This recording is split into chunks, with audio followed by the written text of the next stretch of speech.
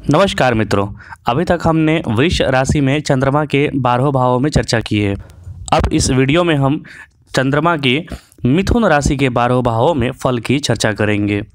मिथुन राशि, जैसा कि आप जानते हैं, ऐसे व्यक्ति स्वस्थ, चेहरा गोल, रंग गेहुआ एवं कुछ सांवला वर्ण का होता है। इस लगन कुंडली के व्यक्तियों का स्वभाव बड़ा सुशील एवं सभ्य होता है। यह बोलने में पारंगत होते हैं क्योंकि ये कम्युनिकेशन स्किल्स की राशि है। काल पुरुष की तीसरी राशि है जिसे कम्युनिकेशन स्किल्स की राशि मानी जाती है। दुनिया में संचार को फैलाने की भी यही राशि मानी जाती है। ऐसे व्यक्ति प्रायः शिक्षित, चतुर, विनम्र, ईश्वर प्रेमी, तेज कार्य करने वाले, बहुत सहनशील और व्यवहार कुशल माने जाते हैं क्योंकि बुध की राशि है, बिजनेस की राशि है, वैश्य की राशि है। ऐसे ग्रह स्थिति वाली स्त्रियां सुंदर, विनम्र एवं साहसी होती हैं। उनकी प्रकृति पुरुषों के समान होती है, मतलब कि बिजनेस करने में ये एक्सपर्ट होते हैं, ऐसा माना जाता है। हालांकि इसमें जो राहु का नक्षत्र है, आर्द्रा नक्षत्र वाले लोग व्यापार में अनाड़ी देखे गए हैं, लेकिन ठगी प्रवृत्ति में, बोलने में, जालसाजी में काफ़ी आगे रहते हैं। या फिर किसी भी चीज़ को नया सृजन करके नया निर्माण करना भी इनको बखूबी आता है। तो मिथुन राशि यानी कि बुध की राशि है, बुध का वाणी है, सौम्यता है। ये अधिक उम्र में भी कम उम्र के दिखते हैं। ये व्यवहार कुशल होने के कारण नौकरी पाने में कोई विशेष मेहनत नहीं करना पड़ता, या फिर ये नौकरी करना भी नहीं चाहते, इस प्रकार की स्थिति होती है। इस लगन के 12 भाव में चंद्रमा के फल की हम चर्चा करते हैं। चंद्रमा जो कि कोमलता है, शीतलता है, कलाओं के स्वामी हैं।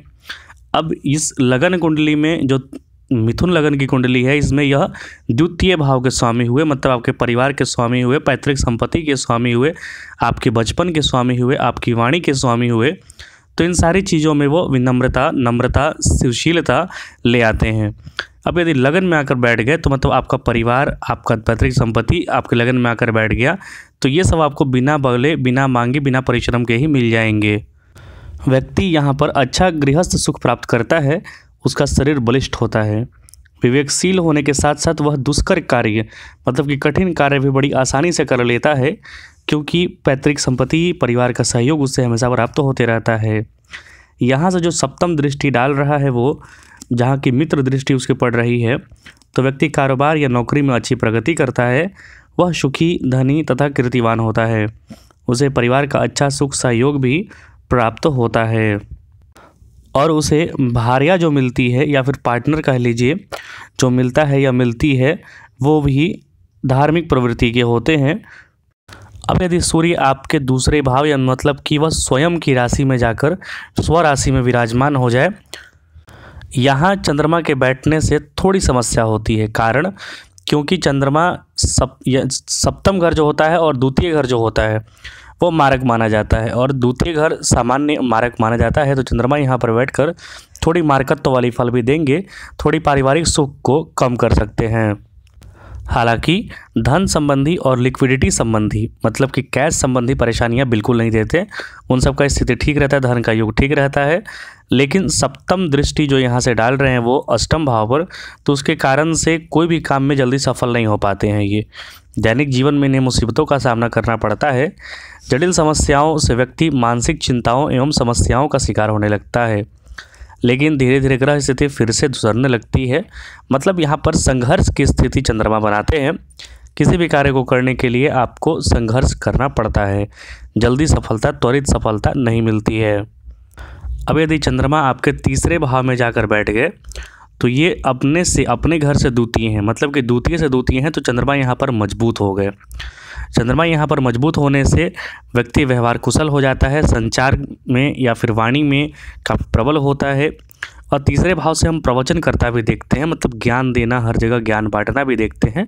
तो ये भी व्यक्ति भाषण वक्ता, कला वक्ता, ये सब में काफ़ी निपुण होगा। उसे भाई बहनों का अपार सुख, सहयोग एवं लाभ प्राप्त होते रहता है। चंद्रमा की सप्तम दृष्टि यहाँ से जो नवम भाव पर पड़ रही है, मतलब कि भाग्य भाव पर पड़ रही है, तो व्यक्ति की समस्याएं बढ़ने लगती हैं क्योंकि यहाँ पर शत्रु दृष्टि पड़ रहा है भाग्य भाव पर। हालांकि भाग्य में कुछ वृद्धि होती है, लेकिन वह कुटुंब के झंझटों में, मतलब पारिवारिक झंझटों में ही उलझ कर रह जाता है। तो जो भाग्य का लाभ मिलना चाहिए वो भाग्य का लाभ पूर्णतः नहीं मिल पाता है। फिर भी इन कठिनाइयों एवं समस्याओं के कारण वह हार नहीं मानता और जीवन में संघर्ष करता है, क्योंकि तृतीय में पराक्रम में जाकर बैठा है और बली होकर बैठा है, तो सब कुछ मिलेगा, लेकिन संघर्ष की स्थिति थोड़ी बनाता है चंद्रमा। अब यदि चंद्रमा यहाँ पर चतुर्थ भाव में जाकर बैठ गए तो यहाँ पर चूँकि वो माँ के कारक होते हैं और चतुर्थ भाव में ही जाकर बैठे हैं, तो माँ का सुख उसे मिलता है, पारिवारिक भूमि संपत्ति वाहन भी मिलता है। लेकिन कालपुरुष की छठी राशि यहाँ पर बैठा है तो माँ के साथ थोड़ी झंझट भी कभी कभी बनाने की स्थिति दिखती है। हालांकि खेती उपज उसकी अच्छी होती है, खेती वगैरह जो करता है तो उसे सफलता मिलती है। यहाँ से जो सप्तम दृष्टि डाल रहा है वो दसम भाव पर, चूँकि मित्र दृष्टि है, तो व्यक्ति को सामाजिक तथा धार्मिक कार्यों में विशेष लाभ मिलता है। पिता एवं राज्य द्वारा भी सुख सहयोग प्राप्त होता है। वह अच्छा कारोबार, धनी तथा अत्यंत प्रभावकारी व्यक्ति बन जाता है। यहाँ पर चंद्रमा चतुर्थ भाव में बैठकर कुछ शुभ फल ही देता है, क्योंकि चंद्रमा शुभ ग्रह की श्रेणी में आता है, तो उसे जनता का भी सहयोग, जनता का प्यार, अगल बगल पड़ोसियों का प्यार, जहाँ वो रहता है वहाँ पानी का स्रोत अगल बगल जरूर रहता है। अब यदि चंद्रमा आपके पंचम भाव में जाकर बैठ गए तो पंचम में ये गुरु शुक्र की राशि में जाकर बैठे हैं। शुक्र यहाँ पर इस कुंडली में अच्छे ग्रह माने जाते हैं और चंद्रमा द्वितीय का स्वामी होकर पंचम में बैठा है। मतलब व्यक्ति की शिक्षा अच्छी होती है, शिक्षा वह पूर्ण कर लेता है, चतुर होता है व्यक्ति। दिखावे वगैरह में या फिर उसकी इच्छा आकांक्षाएं जो होती हैं वो काफ़ी बलिष्ठ होती हैं। यहाँ पर अगर किसी कारणवश व्यक्ति को शिक्षा पूर्ण नहीं हो पाता है तब भी उसका जो दिमाग होता है वो काफ़ी तीव्र होता है, तो उसे सफलता मिल जाती है। लेकिन संतान से संबंधित कुछ समस्याएं उसको देखने में आती है, संतान प्राप्ति से संबंधित कुछ समस्याएं स्टार्टिंग में मिलती हैं, लेकिन कुछ उपाय करने के बाद संतान प्राप्ति हो जाती है। चंद्रमा यहाँ से सप्तम दृष्टि से एकादश भाव को देख रहा है, जो कि मंगल की राशि को देख रहा है, तो व्यक्ति को लाभ की स्थिति अच्छी मिलती है और लाभ उसे होता है घटते और बढ़ते क्रम में, कभी अचानक ज़्यादा लाभ, कभी कम लाभ, क्योंकि चंद्रमा घटते बढ़ते रहता है। कभी सभी कार्य उसके सफल हो जाते हैं। कुल मिलाकर ऐसा व्यक्ति अपना जीवन सुखपूर्वक व्यतीत करता है। अब यदि चंद्रमा आपके छठे भाव में चले गए, मतलब कि उसका जो कुटुंब है, उसका जो पैतृक संपत्ति है वो जाकर शत्रु में बैठ गया है, शत्रु भाव में, तो कुटुंब अपने ही घर के लोगों से शत्रु बन जाते हैं। जो उसकी पैतृक संपत्ति है वो भी शत्रुओं के द्वारा नाश की स्थिति बन जाती है, संघर्ष की स्थिति बन जाती है। इन सब के कारण व्यक्ति बहुत परिश्रमी हो जाता है। अपने कार्य कौशल द्वारा वह खूब धन कमाता है, लेकिन उसे सदा अपने शत्रुओं से होशियार रहना चाहिए, क्योंकि उसके शत्रु उसकी तरक्की सहन नहीं कर सकते हैं। यहाँ से जो चंद्रमा सप्तम दृष्टि से अपने उच्च भाव को देख रहा है, 12वें भाव को देख रहा है, तो व्यक्ति को बाहर के लोगों से विशेष लाभ मिलता है। मतलब घर के लोगों से ज़्यादा सफलता नहीं मिलती है, बाहर के लोग उसे ज़्यादा सपोर्ट करते हैं, उसका व्यय अधिक बढ़ जाता है। कुछ ग्रह स्थितिवश वह परिश्रम करने में कामचोर बन जाता है, मतलब थोड़ा आलसी प्रवृत्ति का भी यहाँ पर देखा गया है व्यक्ति। अब चंद्रमा यदि सप्तम भाव में आकर बैठ जाए तो सप्तम में वो मित्र में जा बैठे हैं, लेकिन मारक के भाव के स्वामी, द्वितीय के स्वामी आकर सप्तम में बैठे हैं मारक भाव में, तो व्यक्ति को समस्याएं भी होती हैं, स्वास्थ्य संबंधित समस्याएं भी होती हैं, पानी संबंधित समस्याएं होती हैं, तो व्यक्ति को ये सब देखना चाहिए। शुरुआती समय में वो व्यक्ति बहुत कष्ट झेलता है, लेकिन युवा अवस्था में उससे अच्छा जीवन प्राप्त होता है। विवाह के बाद वह चमत्कारिक रूप से उसका भाग्योदय होता है, जिससे नौकरी या कारोबार में उत्तम लाभ की प्राप्ति होती है। यहाँ से जो सप्तम दृष्टि देख रहा है लगन पर, तो व्यक्ति अनेक मुसीबतों या फिर चिंताओं से मुक्त हो जाता है, क्योंकि लगन में देख रहा है तो लगन को पुष्ट करेगा। शरीर भी निरोग एवं सुंदर बनता है। हर तरह से समृद्धि होने पर उसका समाज में अच्छा स्थान बन जाता है। उसको भार्या अच्छी मिलती है, पत्नी अच्छी मिलती है, जो उसका सहयोग करती है। अब यदि चंद्रमा अष्टम में जाकर बैठ जाए तो एक तो वो द्वितीय मारक का स्वामी है और जाकर अष्टम में जाकर बैठ गया, तो व्यक्ति को जीवन में, मतलब प्रतिदिन के जीवन में काफ़ी दुख भोगने पड़ते हैं, संघर्ष की स्थिति बनती है। धन के अभाव के कारण परिवार में कोई प्रसन्न नहीं रहता, बिखराव जैसी स्थिति बन जाती है। पुराने संसाधनों में भी, पुराने पैतृक संपत्ति में वगैरह में भी हानि की दृष्टि बनती है, हानि की संभावना बनती है। यहाँ से जो सप्तम दृष्टि से वो अपने द्वितीय भाव को देख रहा है, तो वहाँ से कुछ पारिवारिक स्थिति से कुछ इसको सुधार की स्थिति बनती है। परिवार के लोगों को इसको सुनना चाहिए, इसे परिवार को एक तरीके से संभाल के चलना चाहिए, तभी कुछ संतोषजनक सुधार आना शुरू होता है। काम में कामयाबी मिलती है, लेकिन उसके लिए उसे विशेष मेहनत करना पड़ता है। व्यक्ति को धैर्य के साथ समय देना चाहिए, हड़बड़ा के कुछ भी नहीं करना चाहिए, क्योंकि यहाँ पर ये शनि की राशि है।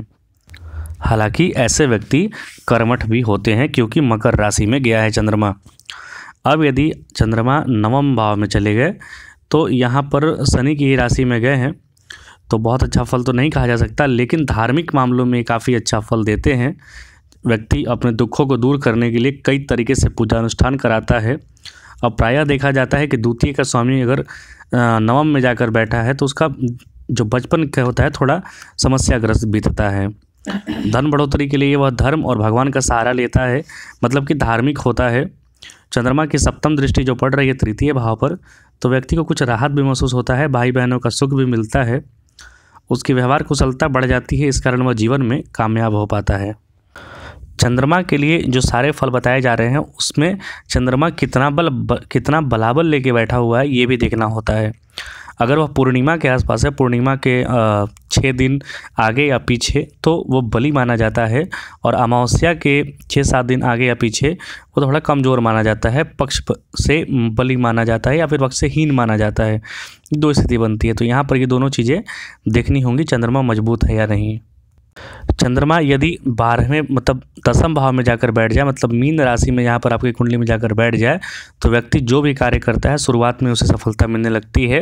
व्यक्ति कुछ धन लाभ भी कमा लेता है, उसे पिता द्वारा सुख सहयोग तथा धन प्राप्त होता है, सामाजिक मान सम्मान में भी बढ़ोतरी होती है। इनका व्यवसाय दिन दुना रात चौगुना प्रगति करता है, वह सुखी जीवन बिताता है। यहाँ से जो चंद्रमा सप्तम दृष्टि जो डाल रहा है चतुर्थ भाव पर, तो व्यक्ति को धन, जमीन, मकान तथा कारोबार आदि क्षेत्र में काफ़ी कामयाबी मिलती है, दुगुना लाभ प्राप्त होता है। लेकिन कुछ ग्रह योगों के कारण समस्या सी बनी रहती है, मतलब सब कुछ प्राप्त होने के बाद भी कुछ मन में उलझन जरूर बनी रहती है। चूँकि यह जो राशि है जहाँ बैठा है चंद्रमा, यह मोक्ष की राशि है, अध्यात्म की राशि है, ध्यान की राशि है, तो व्यक्ति को मोक्ष का, भगवान का सहारा जरूर लेना चाहिए। व्यक्ति को एकांत में चिंतन मनन जरूर करना चाहिए, इससे उसे लाभ और सफलता मिलता है। अब यदि चंद्रमा एकादश भाव में जाकर बैठ गए, मतलब मेष राशि में जाकर बैठ गए, तो अपने मित्र मंगल की राशि में जाकर बैठे हैं। इसके प्रभाव से व्यक्ति के पारिवारिक सुखों में बढ़ोतरी होती है, पारिवारिक सुख उसे प्राप्त होता है तथा धन का अच्छा लाभ होता है। खासकर यहाँ पर वो द्वितीय का स्वामी है, धन पैतृक संपत्ति का, और 11वें में अगर बैठा है लाभ में, तो इसे महाधनी योग भी कहा जाता है, क्योंकि धन का संबंध लाभ से बन रहा है। ऐसा व्यक्ति विद्वान, चालाक, नम्र, समझदार, धनी, सहनशील तथा चर्चित होता है। यहाँ से चंद्रमा सप्तम दृष्टि डाल रहा है पंचम भाव पर, तो उसे औलाद का भी, अपने संतान का भी अच्छा सुख मिलता है। ज्ञान तथा बुद्धि में विशेष सफलता प्राप्त होती है। वह हर तरह से सुखी संपन्न होकर अपार ऐश्वर्य भोगता है। मतलब कि एकादश भाव में चंद्रमा का यहाँ पर काफ़ी अच्छा फल बताया गया है, व्यक्ति अपने जीवन में सारा कुछ पा लेता है। अब यदि चंद्रमा आपके 12वें भाव में जाकर बैठ जाए, मतलब कि उच्च में जाकर बैठ जाए, उच्च राशि में, चंद्रमा वृष राशि में उच्च का माना जाता है, तो यहाँ उच्च का बैठने से होता क्या है कि उच्च में जाकर बैठा, लेकिन वो मालिक है कुटुंब का, परिवार का, और वहाँ से जब 12वें भाव में जाकर बैठा तो उसे घर परिवार का सुख सहयोग नहीं मिलता है। हालांकि उसके बाहरी व्यक्तियों से संबंध होते हैं, उनसे वह धन व्यय भी करता है और धन लाभ भी कमाता है, दोनों करता है, लेकिन अपने परिवार में थोड़ा उसे समस्या होती है, अपना पर नहीं पाता है, तो एकांत प्रिय हो जाता है, या फिर बाहरी व्यक्तियों से उसे समरसता या फिर अच्छा पटाव होता है। यहाँ से जो सप्तम दृष्टि डाल रहा है वो नीच दृष्टि डाल रहा है छठे भाव पर, तो ऐसा व्यक्ति हमेशा शत्रु पक्ष से लड़ाई का भय बना रहता है। शत्रु पक्ष से ऐसा व्यक्ति डरता भी है, उनसे बच के निकलने का भी कोशिश करता है, लेकिन यहाँ से वह बच के निकलने में भी कामयाब हो जाता है। चंद्रमा 12वें में बैठा, मतलब कि मन अशांत हो गया है आपका, एकांत हो गया है, एकांत में रहना आपको पसंद होता है। एकांत में जो व्यक्ति चिंतन मनन करता है वो सफल भी होता है। ऐसा व्यक्ति दूरदृष्टि या फिर अपराशक्तियों में भी विश्वास करने लगता है, और ऐसी घटना भी होती है उसके साथ। ऐसे व्यक्ति की छठी इंद्रिय जागृत हो जाती हैं और स्वप्न वगैरह में भी वो बहुत सारे सत्य देख लेता है। ये चंद्रमा के 12 भाव में फल थे मिथुन राशि में। आपको कैसा लगा ज़रूर बताएं। कुछ त्रुटि हो तो आप कमेंट कर सकते हैं। असुर किसे कहते हैं? असुर हम जब कहते हैं तो असुर मतलब कि राक्षस मान लेते हैं, लेकिन असुर का डेफिनेशन क्या है, अर्थ क्या है? असुसु इंद्रियेषु रमन्ते इति असुरः, अर्थात those who revel in the joy of the senses are called asuras. मतलब कि जो पंच इंद्रियां है हमारी, उसी की खुशी में, उसी के जॉय में, उसी को प्रसन्न करने के लिए, उसी को प्राप्त करने के लिए जो हमेशा लगे रहते हैं, घूमते रहते हैं, विचरते रहते हैं, वही असुर हैं। तो ये ना समझिए कि असुर मतलब कि उनका कोई 2 सींग, 2 पैर, 4 पैर वगैरह लगा रहे वही असुर कहलाएगा। अगर आप, हम या कोई भी अपनी इन्हीं पंच इंद्रियों की खुशी के लिए, पंच इंद्रियों की तृप्ति के लिए इधर उधर भटक रहे हैं, कुछ गलत कार्य कर रहे हैं, कुछ भी तरीके से इंद्रियों को प्रसन्न करने का कोशिश कर रहे हैं, तो आप भी असुर हैं, आप भी राक्षस हैं। सबके अंदर देव और सबके अंदर राक्षस विराजमान होते हैं। ये आप पे डिपेंड करता है, आप पे निर्भर करता है कि आप किस तरीके की शक्तियों को ज़्यादा बढ़ावा दे रहे हैं। इसीलिए सात्विक विचारों में रहिए, सात्विक खान पान करिए और अच्छे से जीवन गुजारिए। बहुत बहुत धन्यवाद। जय हिंद, जय भारत। कृपया चैनल को लाइक सब्सक्राइब जरूर करें।